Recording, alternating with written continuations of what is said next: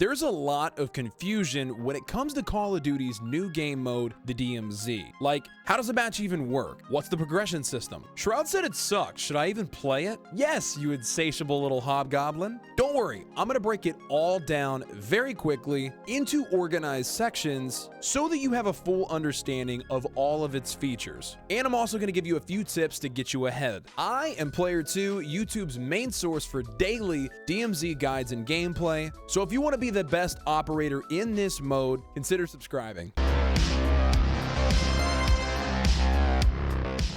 Now first, the DMZ is a sandbox mode where players of any skill level can choose their own way to play and win. The goal is to loot up and get out alive. It's about exploring an active world of Alcatala forces and enemy operators, completing missions and objectives, and exfiltrating with loot and cash, valuables, and rewards. To build out your inventory for the next infiltration, you set your own stakes and ultimately earn some high-tier items for use across the rest of Modern Warfare 2 and Warzone 2.0. The only way to earn anything from the DMZ is by making it to an exfil point within a match and extracting with what you've obtained. If you die in the DMZ or you don't make it to the exfil before you're consumed by radiation, anything that you've gained during the match, along with some of your loadout, will be lost forever. Now that's a very surface level summary of how the mode functions, but doesn't tell us anything about how the features work. So let's start with what you need to understand before you even drop into the DMZ. The loadouts in this mode function very differently than the core multiplayer of Modern Warfare 2. There's some new customizable items that you can add to your build and take with you into the match. There's the plate carrier for armor plates, which is now upgradable, but we'll get to that in a second. Then you have your gas mask, which is obtained from looting within the DMZ and then equipped in your loadout. The gas mask is imperative for surviving longer within the radiation field that you encounter within a match. Then there's kill streaks, which are primarily bought from specific buy stations in the DMZ or looted from players that you've killed that had theirs equipped in their own loadout. Then there's self-revive, which does exactly what you think it does. You start with a small backpack with 5 inventory slots. This is what is used to pick up random items you find in the DMZ. It can also be upgraded to carry more, and we'll talk about that in the gameplay portion of this video. Then there's your key slots. These are filled with keys that you've looted from raids. You can hold up to 20 in your key stash, and you can bring up to 5 with you into the DMZ. Keys are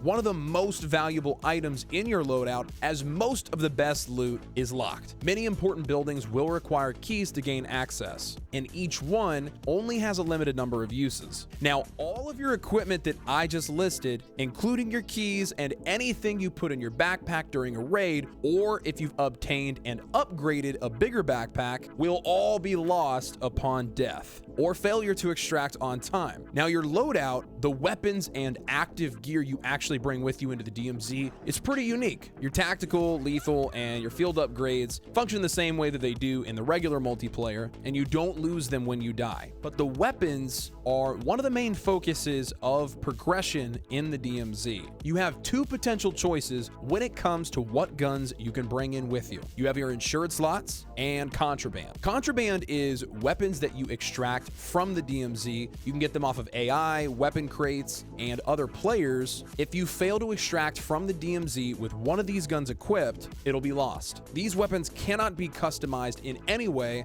but you can hold up to 20 of them in your stash. Now, your insured weapon slots, this is what I was talking about, is one of the main progression tracks for DMZ. An insured weapon is built using any attachments and guns that you've unlocked in the gunsmith across your whole account. It's all shared. Your levels and XP cross over from the core Modern Warfare 2 multiplayer as well as Warzone 2.0. On top of that, insured weapons cannot be lost in raid, which seems pretty OP, but to keep things from becoming too unbalanced, if you die with a weapon from an insured slot while in the DMZ, the slot gets put onto a timer of 10 hours before you can use it again. Now, you actually can speed that timer up just a bit by extracting cash from the DMZ. Any amount of cash that you make it out with, as well as valuables that you found and you didn't sell at a buy station, will not only give you XP at the end of the raid to unlock more weapons and attachments, but it'll also reduce that timer. Depending on how much you made it out with, it's also important to note that if you exfil with another player's insured weapon and you haven't unlocked that gun yet, it will now be available in your gunsmith across all Modern Warfare 2 modes, which is actually pretty cool. We currently have 3 insured slots. 2 of them you will have to unlock by utilizing this next section.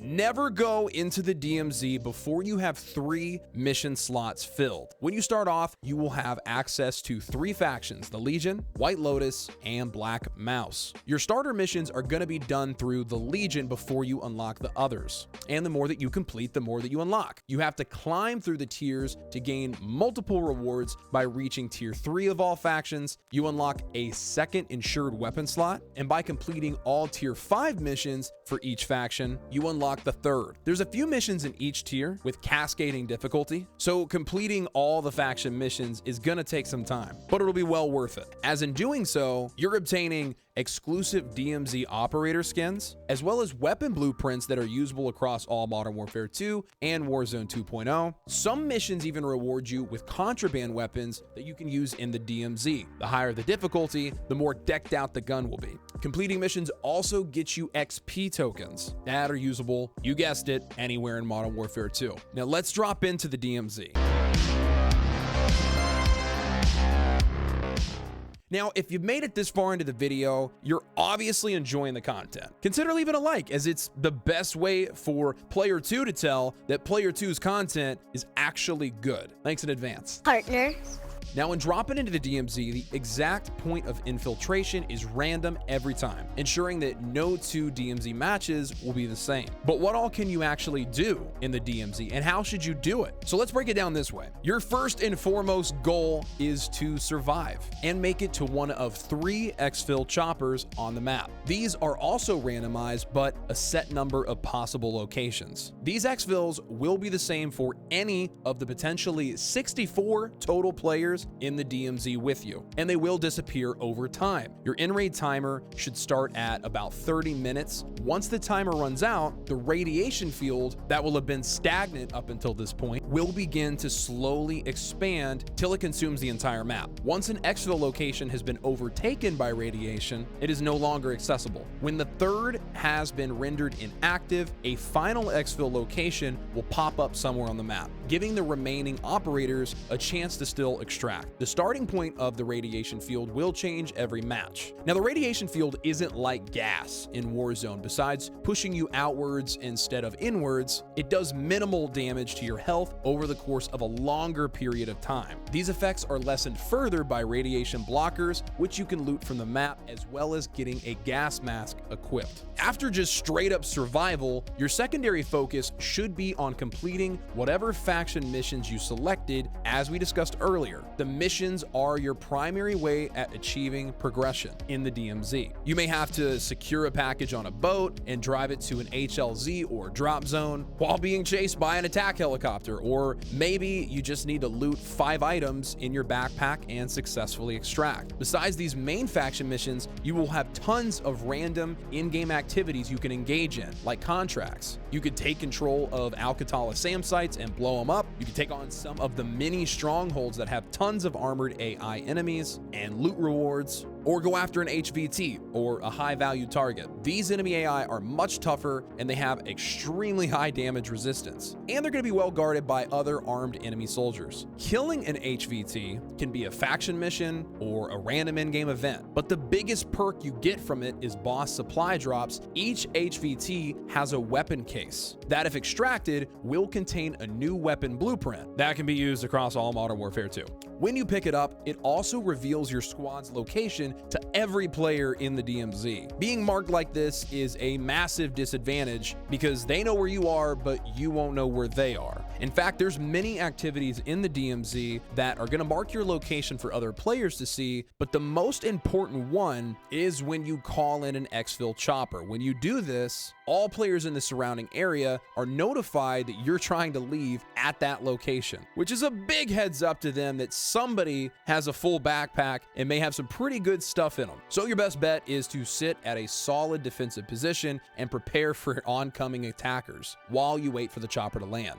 Outside your main faction missions and the in-game activities like contracts and strongholds, there's a plethora of locations for you to discover, as well as special lootables like safes and caches. If you're not focused on running a mission and maybe you want to try to avoid PvP, you can work on improving your loadout, trying to obtain more inventory slots by finding a medium or even a large backpack, upgrading your armor by finding a 2-plate or hopefully a 3-plate carrier, allowing you to have more damage resistance, and then looting as much cash as possible, as well as valuables, and attempting to exfil. There's multiple ways to enjoy a match in the DMZ. This isn't Warzone with like a one track to victory. Like, you don't even have to kill other players if you don't want to. Might get kind of boring, but you could do that. That's your prerogative. And another thing, one of the lesser known features of the DMZ is dead drops. If your backpack fills up during a match, or maybe you don't think you're gonna make it to the exfil on time without dying, you can visit one of 6 dead drop locations that allow you to stash your items for extraction in a later match, so you can come back for them. They are extremely useful, but you need to know where they are. I should have a full guide on that shortly right here. If not, it's another guide to the DMZ. Or maybe some dude jerking off a moose. I don't know, dude. It's YouTube.